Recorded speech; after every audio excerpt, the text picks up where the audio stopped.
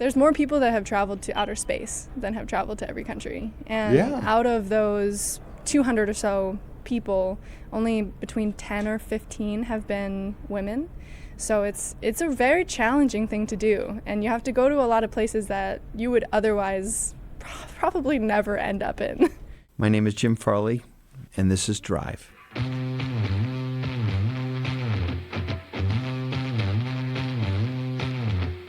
If I was in the running to break a Guinness World Record, it would simply be the amount of my time spent on Earth thinking about cars. Like, there is no way anyone would get close. For me, literally every waking hour, I'm thinking about automobiles, working on them, reading up on the history, making models of them, wrenching on a car, working at Ford on cars.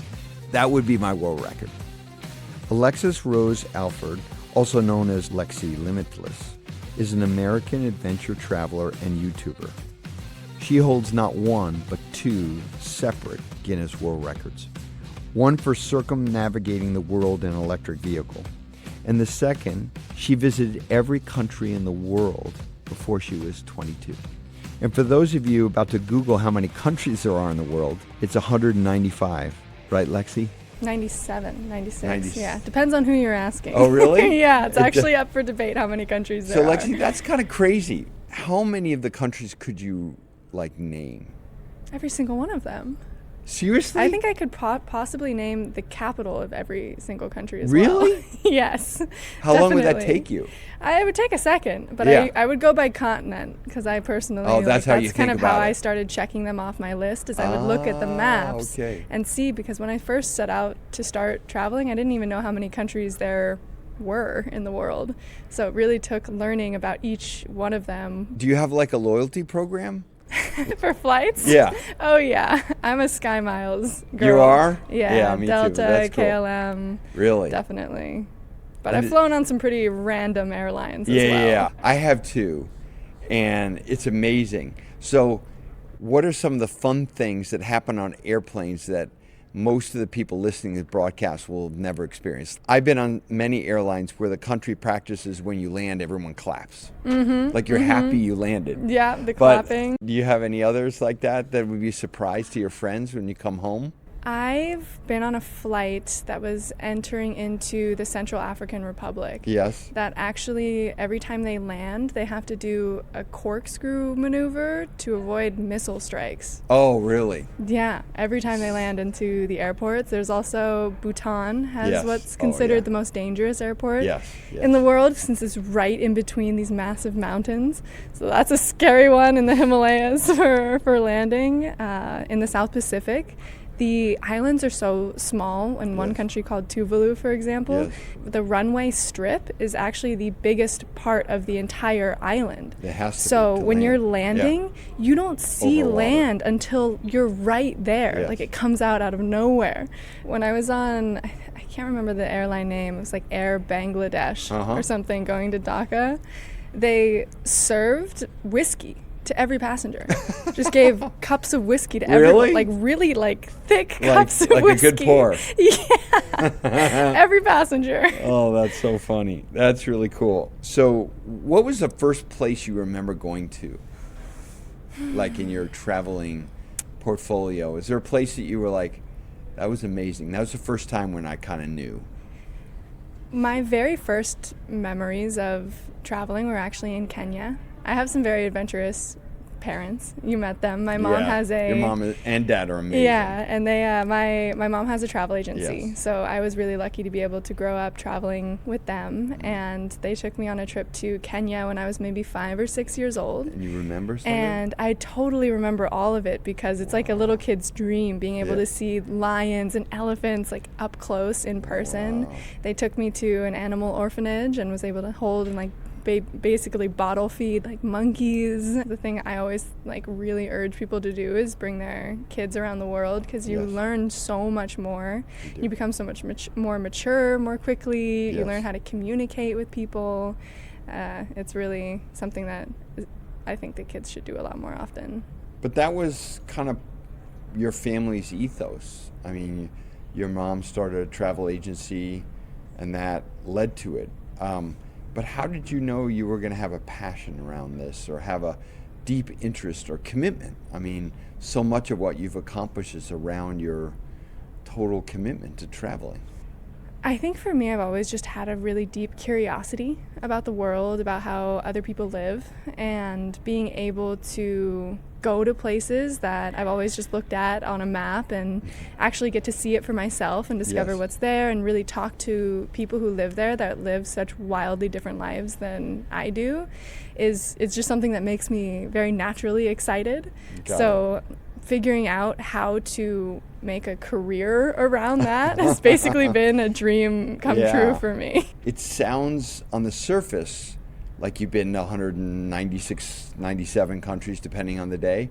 But actually doing it is something that maybe most people listening to this don't understand what it requires. How do you think through where you go and how to be safe and how to do it the right way?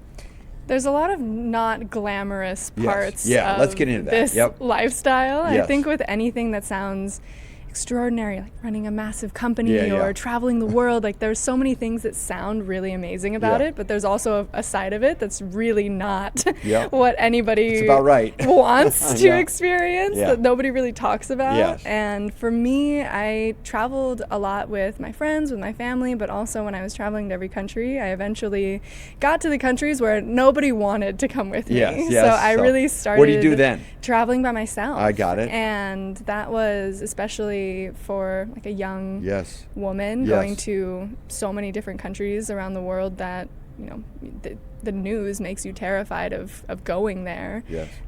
For me, it really was a lesson in developing my own confidence and being able to hear my intuition really clearly and trust my gut to, you know, when something doesn't feel right, maybe you should probably move on, and being able to navigate the world in that way. I had a lot of really lonely days. I've probably spent 7-8 months traveling completely by myself.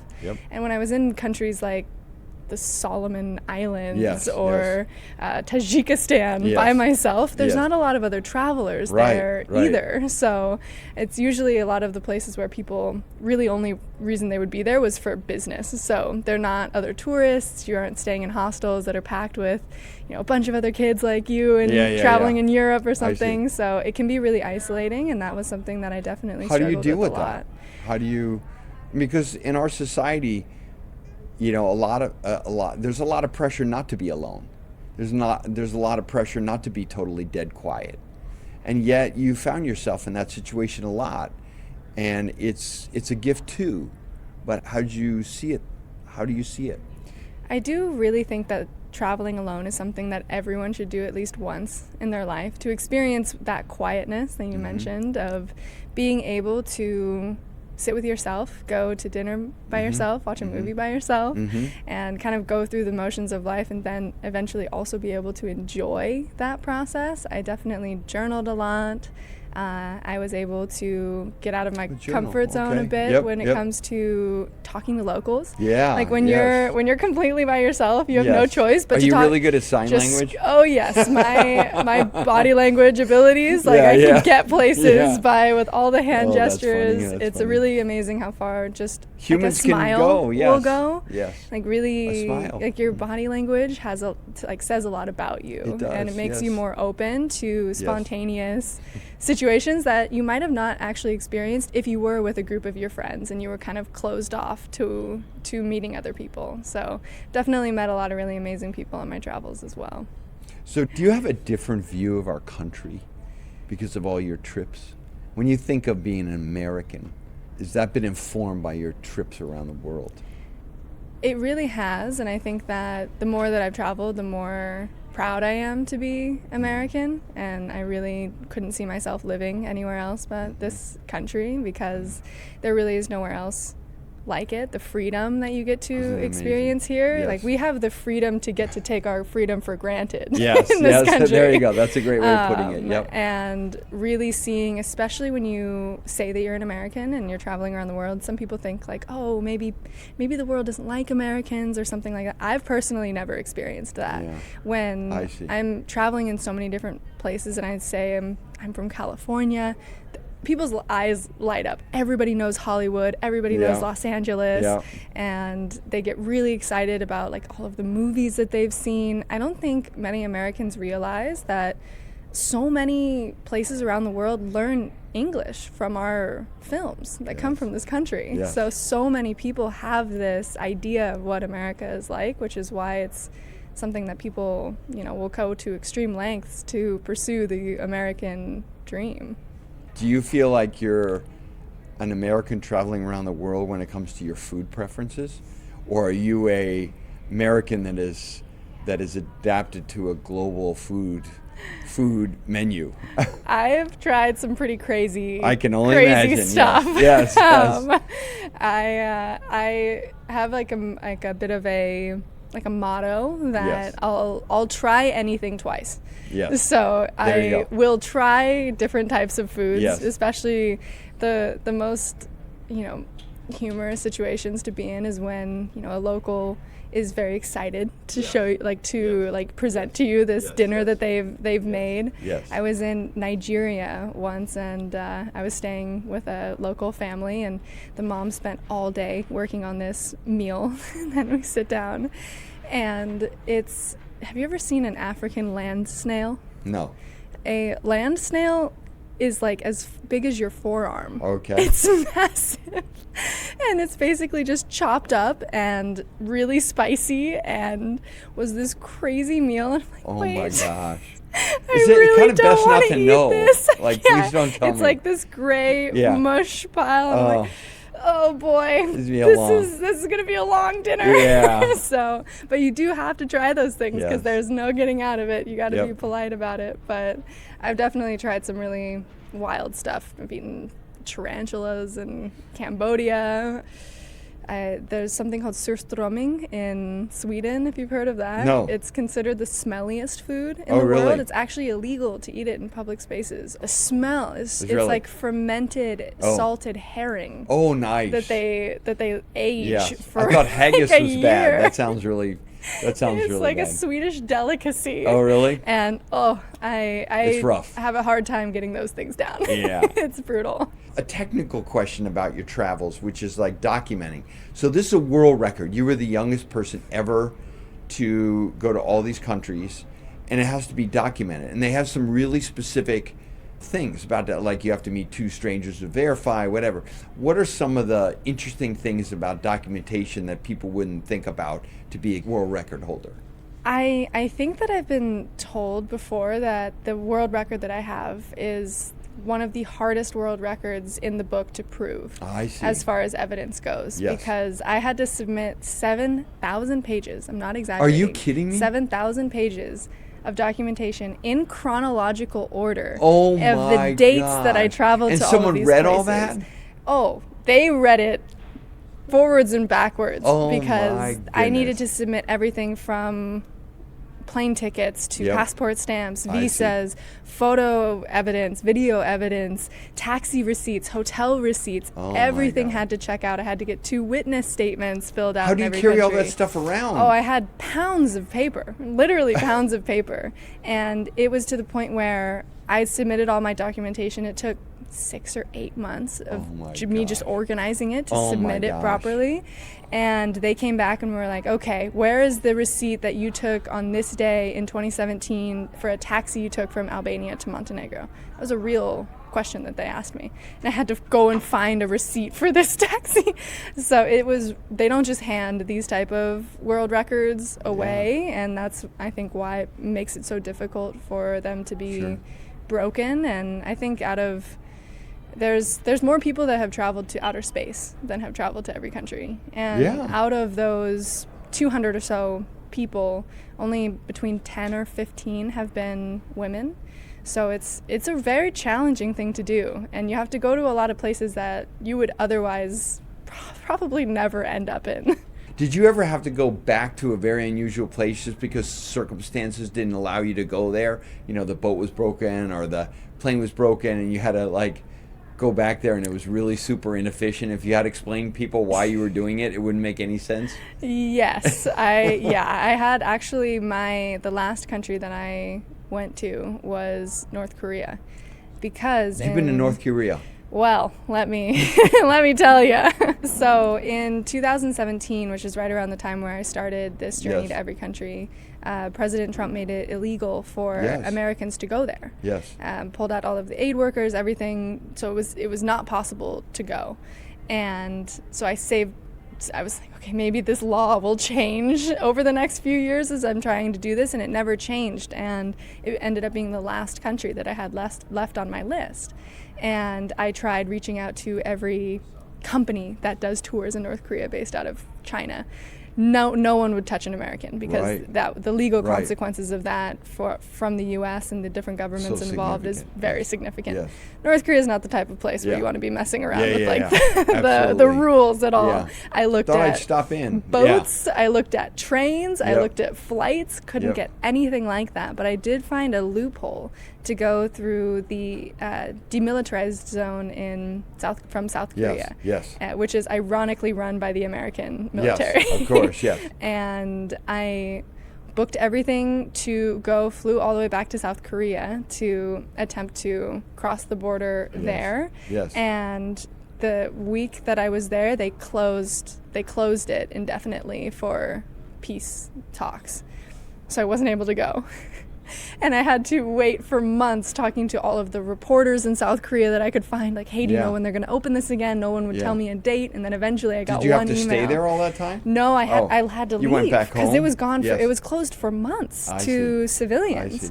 And then eventually got the word that they were opening the DMZ again and flew all the way back to South Korea. So I made 3 trips to South Korea to try to do, to be able to cross the border into North Korea. And it's still not possible for Americans to travel there to this day.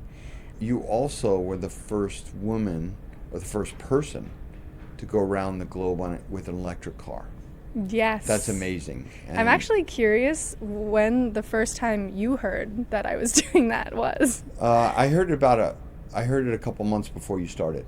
Okay. The team said, hey, we have this idea, and we found Lexie, who's like perfect, and she's really knowledgeable, like she knows what to do.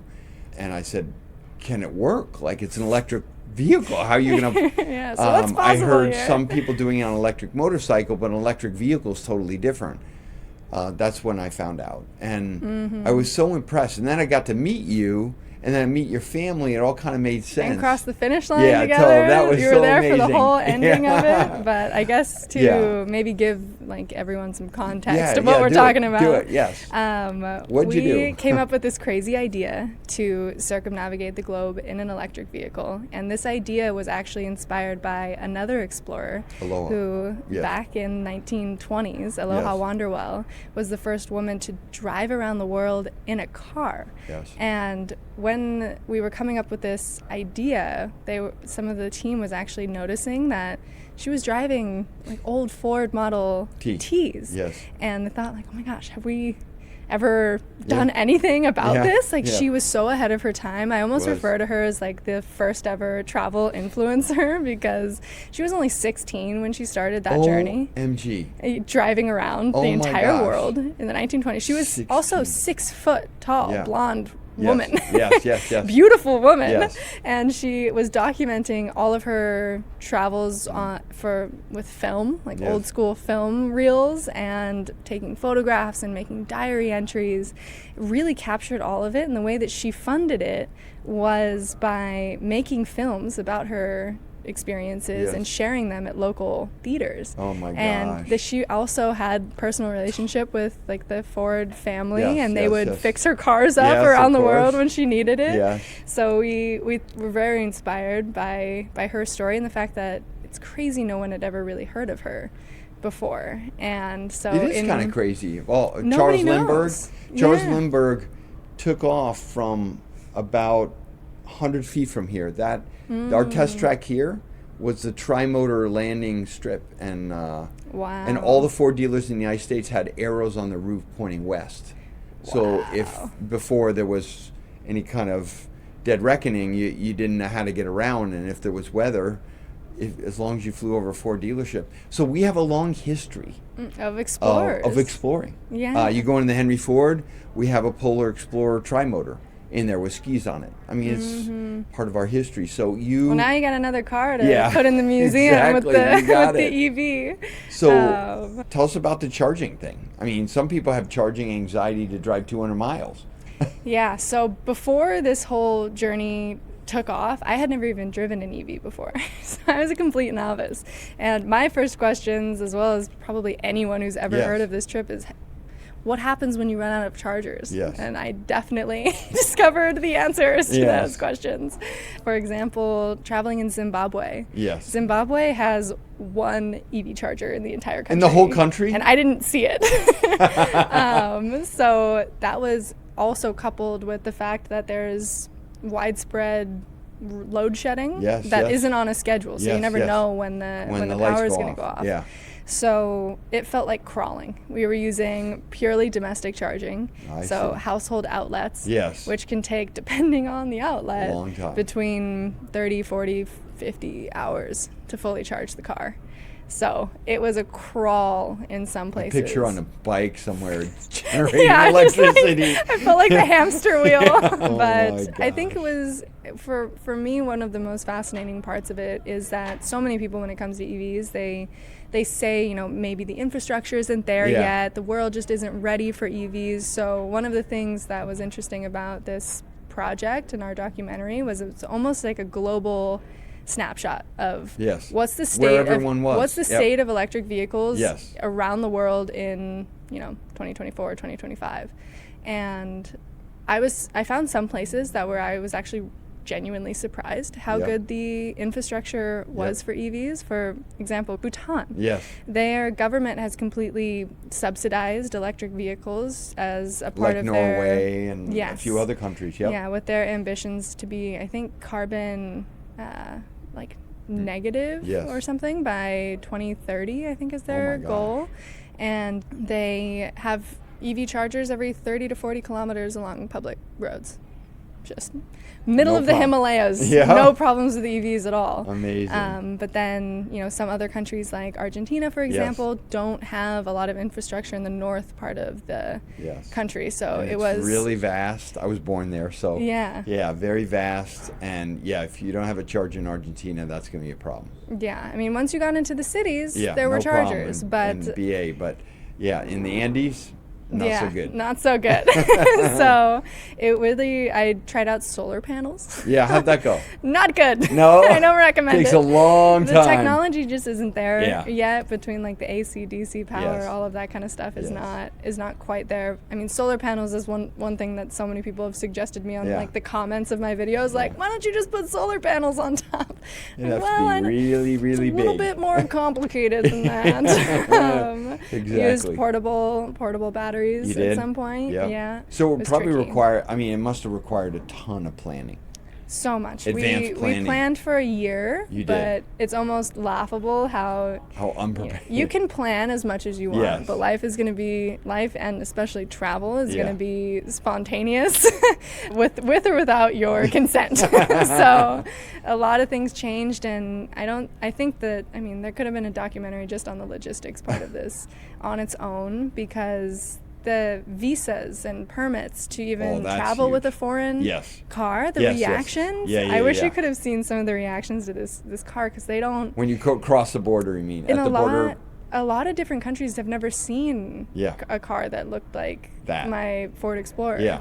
So the people, it was eye-catching. Yeah. As everyone's looking. On its own. Yeah. I remember actually being in Australia, and I was obviously driving on the wrong side, like my steering wheel's on the wrong side of the car. Yeah.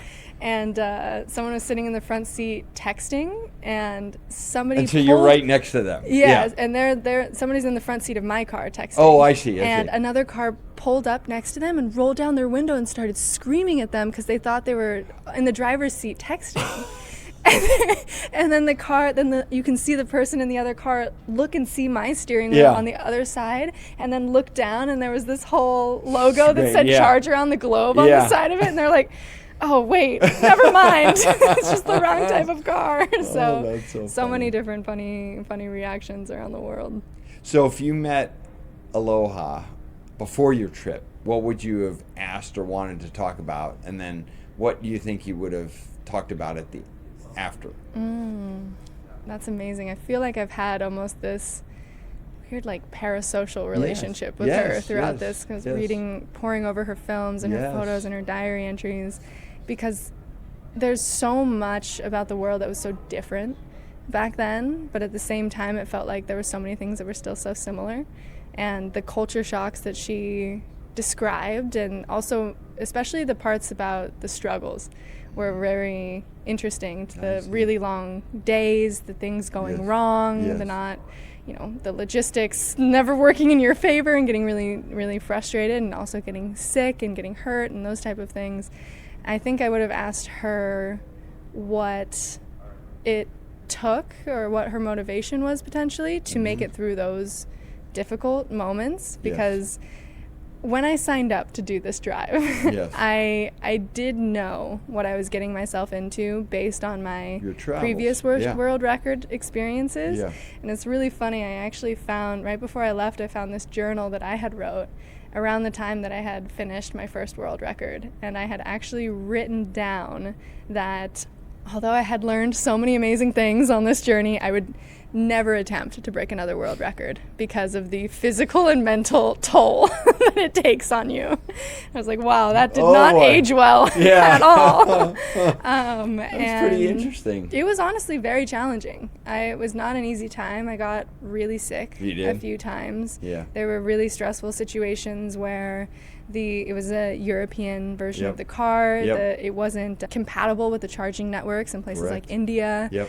And, that makes you want to bang your head against the wall because it's not working and your visa's about to expire. And if you don't get to the border in this amount of time, really, and there was a lot of pressure. So I think that, and also being away from friends and family for 7 months, it's hard on anybody. I was driving a lot. Long days, over 30,000 kilometers. So there was not a lot of downtime with that. So even just sitting in the car for that long, I'm still doing physical therapy to try to fix my ankles. I see. I have so much more respect for truck drivers, for example, long distance drivers who do that all their lives. My ankle mobility is completely different from one side with the gas pedal to the other. So I think I have a lot of respect for people who follow through with what they say they're going to do. Because there gets to be a point where it sounds fun and exciting and we're going to go to all these places, but then when you're in the hard parts of it, you still have to wake up every day with the same amount of enthusiasm and motivation to continue pushing forward, or you'll end up quitting halfway through, which was definitely never an option. I think for me as a business leader, I always try to lean into some of the most awkward jobs. And I have the exact same experience, not the same experience, but the same feeling that it gets really hard at some point, and 99% of people would probably just call it quits. And there's something deeper down there that you call on. Where does that come from for you? Well, I mean, for me, it's God. Okay, having a relationship with a higher power, I think, is really important, and to remember your why in that way is a huge one for me as a Christian. That's my beliefs, but I think, because there's some things that you don't feel like you have the power to do or the courage to do on your own. And so that strength's got to come from somewhere else, because it's not always coming from me. That's an amazing lesson, amazing self-discovery, that you're that resilient, and you will use that for the rest of your life in many, many different situations. What would you recommend to someone who is listening, who's never really taken the risk to travel a lot. And it's listening to this thinking, wow, that's really cool for them. But for me, I don't know how to take that first step. Mm-hmm. Never traveled outside of my country or on a long trip. What do you usually say to someone like that? There's a couple of different things I would say. I think that starting small is good. Baby steps with that type of thing. Yep. If you do want to try to go travel on your own or do your first international trips, one of my favorite mottos as well is that fortune favors the prepared mind. Yes. And I think always having a plan yes. is important. Spontaneous stuff is going to happen to you no matter what you do or where you go. But having a base plan gives you some having comfort. a plan gives you a sense of confidence, especially if you're traveling by yourself. If you're nervous, you should probably supplement that feeling with some preparation. So knowing, even the simple things of how am I going to get to my hotel when I get out of the airport? How much is that going to cost? Okay. How many days do I want to spend in this place? What do I want to do to make the most of my trips? I always think that planning is a huge part of great advice. every great trip. Advice. Yeah, I'm going to tell one story about my travel, and then I'm going to ask you to tell a story for all the people listening about your trips. Mm-hmm. I worked for Toyota, and my Japanese coordinator said you should go visit my parents in Kyoto.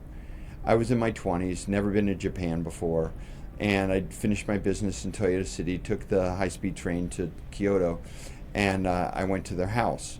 And what he failed to tell me is that his parents do not speak English. And so when I arrived at his parents' house, they were preparing a big dinner. And so I got in the house, and the dinner wound up being king crab. But it turns out that, at least in their house, the most prestigious part of the king crab is like the digestive system and the brain, which looks like kind of crab mayonnaise. And they gave it to me. I wasn't sure, how to do that. So his father saw that I was kind of struggling to eat this kind of clump of mayonnaise. And so he filled the crab body with sake. So, of course, I drank all the sake. At this point, the crab stuff was floating around, so it was easy to go down. So I don't drink a lot of alcohol, so I had never had that much alcohol, or at least since college or something. And so I was completely, inebriated. So for the whole night, I don't remember much. I just remember laughing a lot of sign language, and we were getting... and then in their house, you sit on the tatami mat with the bean pillow and a futon, and it was in the middle of the winter, super cold, and the room was spinning all the time, and I hadn't experienced that in a long time. And then I had to go to the restroom because I drink so much, so I got up, and their house is just one big room with sochi screens that separate where you sleep. And so I opened one of the screens, and I walked on top of someone. I don't know who it was, but I heard a grunt in the middle of the night, and then I finally found the hall. And then there's, like typical of Japanese house, they had a beautiful toilet, super high-tech, that was super warm. And I love the Japanese toilets. Yeah, they are the best toilets in the world. So Mama-san found me at 7 a.m. sleeping there because they thought I had run away. and she opened the door, and I looked at her, and she looked at me, and there was no issue with us after that happened. And it was like, gosh. Oh my God, I can't explain this. So when I came home, my girlfriend was like, hey, how's your trip? I go, it's fine.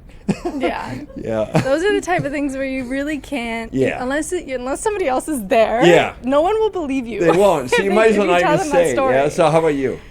Oh, I mean, that was a really beautiful story, and I love the fact that you did not speak a word of the same language. Because I've had so many meaningful interactions with people where nothing is said. Yes. Which is amazing. I agree with you 100%. I had a great conversation. We left, we were like really almost close friends, and I didn't speak a lick of Japanese. Oh, wow. I love that. Yeah.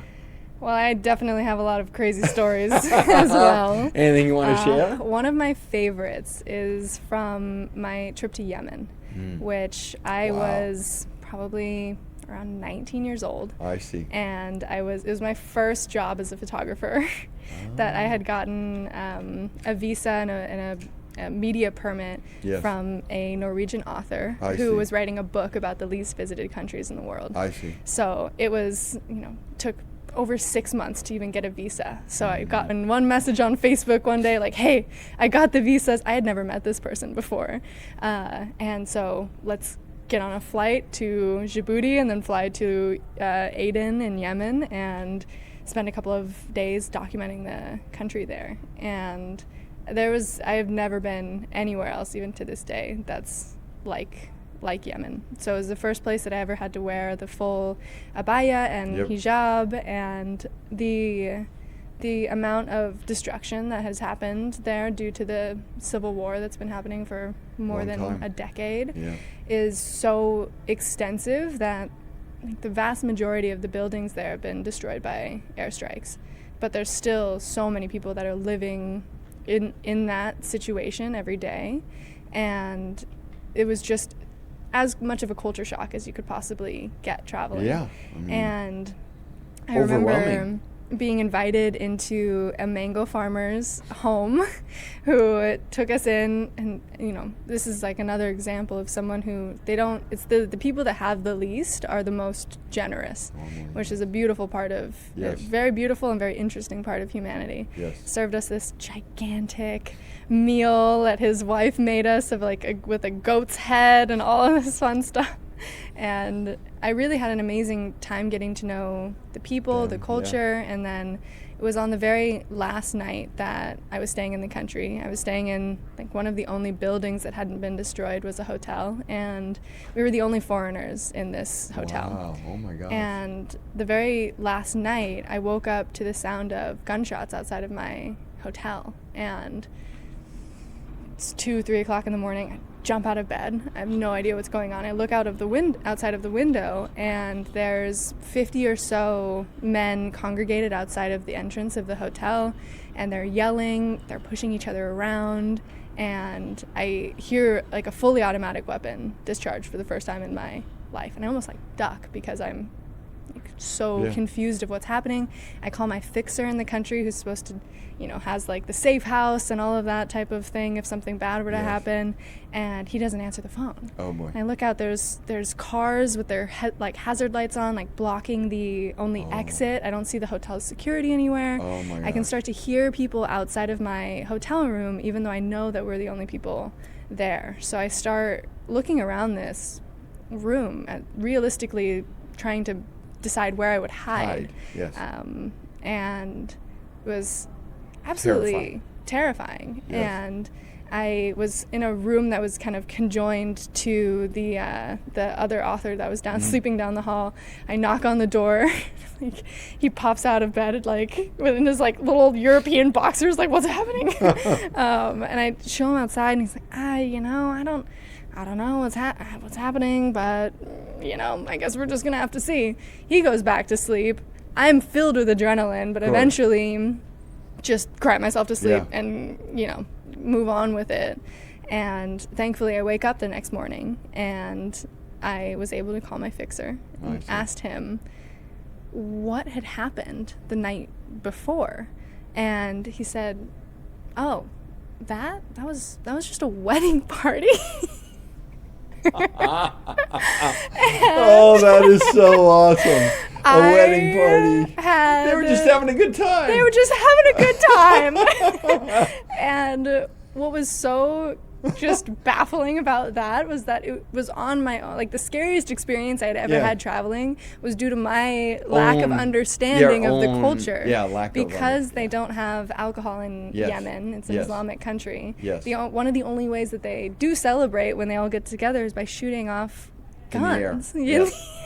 Oh my God. So I completely misread the whole situation, thankfully. So it was completely self-created. Yes. And you have this huge relief, but you had all these hours of complete stress. Oh, yeah. I'm not even going to tell my parents this is happening. I don't know what to do. It was so terrifying, but it ultimately is, I felt like an example of that. Sometimes the scariest things that you can imagine are it's the fear of fear itself. It's all built up in your head.